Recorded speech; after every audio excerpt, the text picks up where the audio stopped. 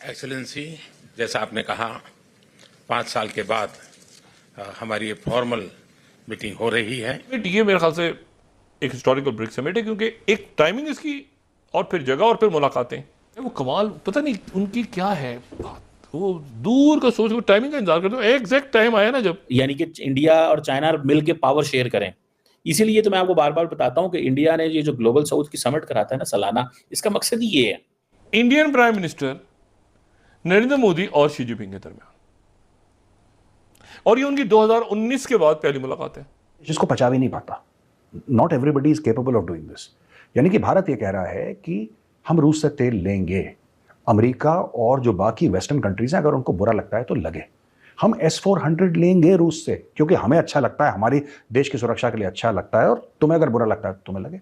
जाहिर है कुछ अमेरिकन जो पावर कॉरिडोर्स हैं वो जाहिर है इस बारे में थोड़ा सा वो कंसर्न होंगे कि मतलब चाइना और रशिया और ब्राजील और इंडिया और साउथ अफ्रीका एक ही प्लेटफॉर्म पे आ गए हैं। हम तो पाकिस्तान को दे रहे हैं हथियार, आप पाकिस्तान को दे रहे हैं हथियार।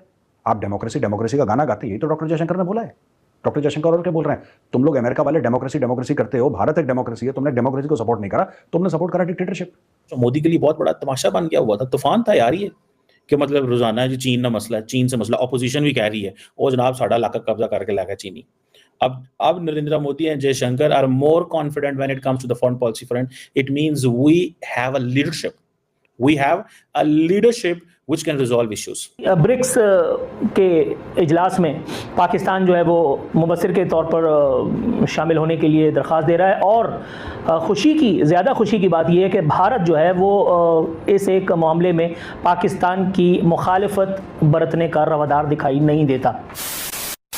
नमस्कार दोस्तों, जय हिंद। जैसा कि आप देख पा रहे हैं 5 साल बाद पीएम मोदी और चीन के राष्ट्रपति शी जिनपिंग के बीच एक बायलैटरल बैठक हो चुकी है, और इसमें दोनों देशों के नेताओं ने बॉर्डर डिस्प्यूट को खत्म करने की बात करी है, साथ ही बॉर्डर पर शांति स्थापित करने का संकल्प भी लिया है। इतना ही नहीं, इस बैठक में दोनों देशों के बीच व्यापार को लेकर जितने भी मुद्दे हैं, जैसे कि भारत का कहना है कि चीन हमें ज्यादा सामान बेचता है, उसके बदले में हमारे सामान को चीन के बाजार में एंट्री नहीं मिल पाती, चीन ने ऐसे ट्रेड फिल्टर लगा रखे हुए हैं, तो उन्हें हटाने को लेकर भी बात हुई। ओवरऑल ट्रेड से लेकर जितने भी इश्यू थे उन्हें दोनों देश सॉल्व करेंगे जल्द से जल्द। प्रधानमंत्री मोदी ने कहा, हम सीमा समझौते का स्वागत करते हैं, आपसी विश्वास, सम्मान और संवेदनशीलता हमारे संबंधों की नींव होनी चाहिए। बैठक के दौरान प्रधानमंत्री नरेंद्र मोदी ने भारत चीन संबंधों के महत्व को स्वीकार किया। प्रधानमंत्री मोदी ने कहा, हम 5 साल बाद औपचारिक बैठक कर रहे हैं। हमारा मानना है कि भारत चीन संबंध न केवल हमारे लोगों के लिए बल्कि वैश्विक शांति के लिए भी बहुत महत्वपूर्ण है। एक बहुत बड़ी मीटिंग जो है वो हुई है, और वो हुई है प्रेसिडेंट शी जिनपिंग और प्राइम मिनिस्टर मोदी के बीच में।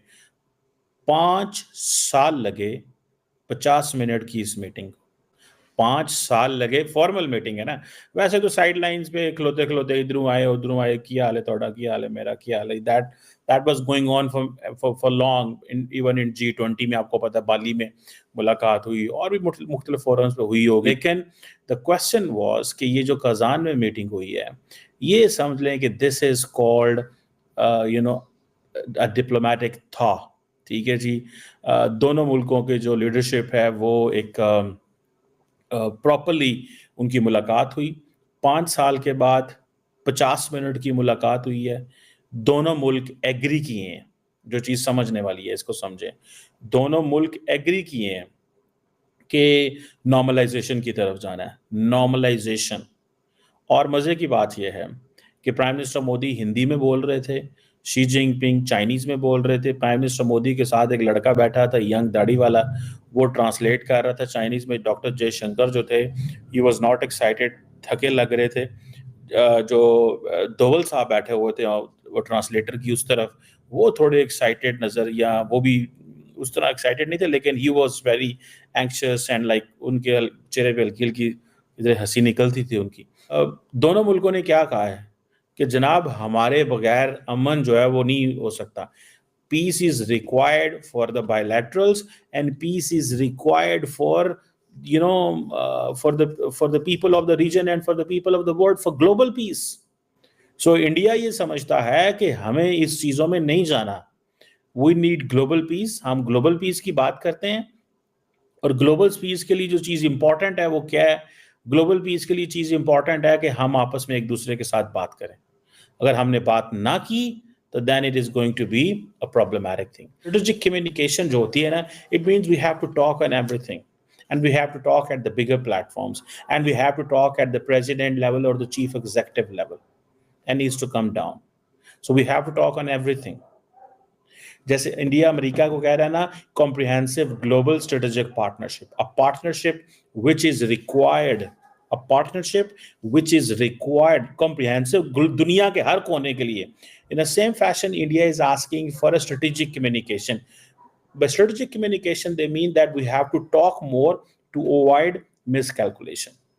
Because if we talk more, we engage more, we speak more, everyone in our system meets, the militaries meet, the diplomats meet, the civil society meet, तो उनको ये चीज है। और सबसे बढ़ के when it comes to, अच्छा एक लफ्ज है म्यूचुअल सेंसिटिविटी।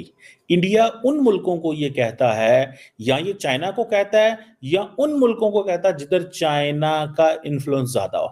आप देख लें सारी स्टेटमेंट्स निकाल के, whenever there was a problem between Maldives and India, it was a word mutual sensitivity. ठीक है ना जी, कि मतलब आपके भी जो मसले हैं और हमारे मसले हैं, इनको आए एड्रेस करें, हमारा भी मसला देखें। तो मोदी के लिए बहुत बड़ा तमाशा बन गया हुआ था, तूफान था यार ये, कि मतलब रोजाना जी चीन ना मसला है, चीन से मसला, ऑपोजिशन भी कह रही है ओ जनाब साड़ा इलाका कब्जा करके ला गया चीनी। अब Narendra Modi and Jaishankar are more confident when it comes to the foreign policy front. It means we have a leadership, which can resolve issues. एक तो डिसएंगेजमेंट हो गई, प्राइम मिनिस्टर मोदी के कार्यकाल बढ़ गया, ठीक है जी।